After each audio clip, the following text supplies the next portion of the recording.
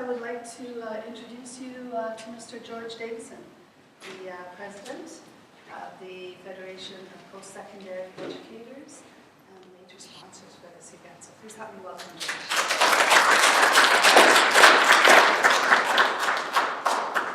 So thank you, Seema, and good afternoon, everybody. We meet today on the unceded traditional and ancestral lands of the Kwantlen, Katzie, Tsawwassen, Nehiyaw, and Musqueam peoples. To more fully recognize the history of the nations on whose land we've gathered, I wanted to share a few of my learnings about each nation.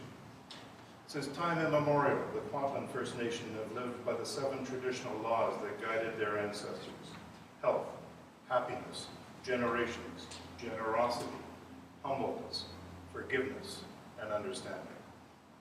The principles of reciprocity, sharing, and respect form the cornerstones of the Katzie culture. Customary laws governing resource sharing and resource conservation are also based on these principles.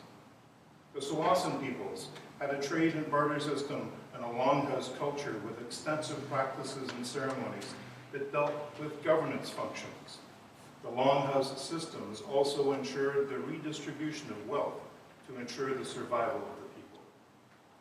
As peoples of the Strait, the Nehiyaw are known for their use of an elaborate reef net system to catch sockeye salmon as they entered the Juan de Fuca Strait in the Strait of Georgia from the south, and on their migration to spawning grounds up the Fraser River. The laws of the Musqueam peoples grew from the teachings of the Transformer: empathy, charity, forgiveness, compassion, and the importance of sharing the land as well as other responsibilities. All of these nations have rich cultures, language, and history, all innately connected to the land of their territory. It's a testament to their collective strength that they were able to withstand the atrocities of residential schools and colonization. It's vital that we all take part in the conversation around recognizing Indigenous territory and doing the work of dismantling structures of discrimination and racism. Events like today are a powerful invitation into that consultation. So thank you so much to the Kwantlen Faculty Association and to Seema Ahluwalia for inviting me to say a few words. Our Federation is honored to sponsor this event and to hear from Sharon Venne and Russ Diabo, authors in the book, The Manual, Whose Land Is It Anyway? A Manual for Decolonization. And thank you also to the elders who are here. The FPSE Human Rights and International Solidarity Committee has been organizing speakers tours since 2011.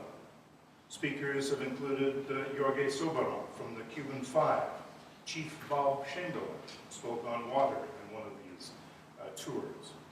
But Arthur Manuel's tour in the late winter and spring of 2016 was the largest and most popular. The tour theme was decolonization, reconciliation, and new directions. And it saw Arthur fly across the province over 5 weeks, sometimes doing multiple events in a day in an incredible whirlwind tour. He spoke about the important role educators and the post-secondary system can play in decolonizing our classrooms and our society.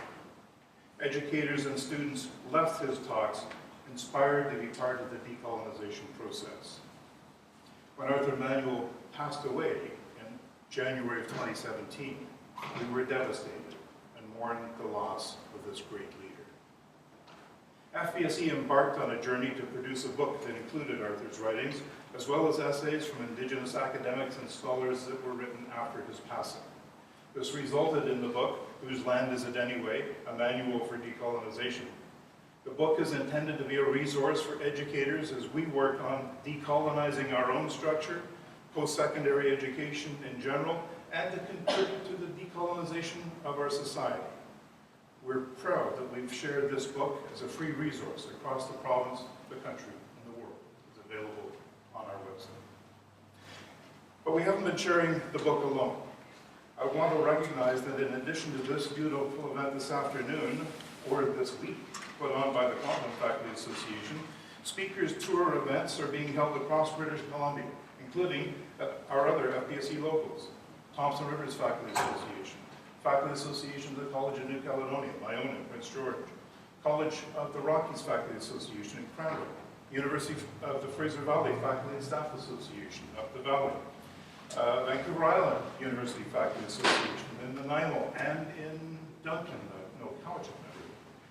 Selkirk College Faculty Association, the Academic Workers Union up at now Coast Mountain College, used to be Northwest in Terrace, Langara Faculty Association, the North Island College Faculty Association.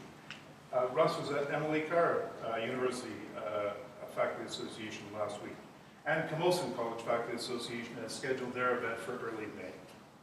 Of course, this book and the speakers tour are only part of the work that we must do. In light of the scale and the scope of the efforts needed to decolonize our systems, our Federation has created a standing committee focused on decolonization, reconciliation, and indigenization. I'm so grateful to each and every committee member for their contribution to our Federation. One of the most important lessons I've learned during this process is that every person must take an active role in decolonizing our society. This responsibility does not fall only on Indigenous educators, students, and community members. It's the work of all non-Indigenous people as well. So I want to thank Sharon and Russ and the elders for being here today, for leading us in today's symposium regarding land rights of the original nations since time immemorial, now and forever. And I apologize for having to speak and run because I have another event today that I have to be at. We're interviewing people for the 50th anniversary of FPSE, which is coming up next year. And the scheduling today was just not good. But thank you very much for inviting me here, and I wish you well in the rest of the activities that Seema has planned for you.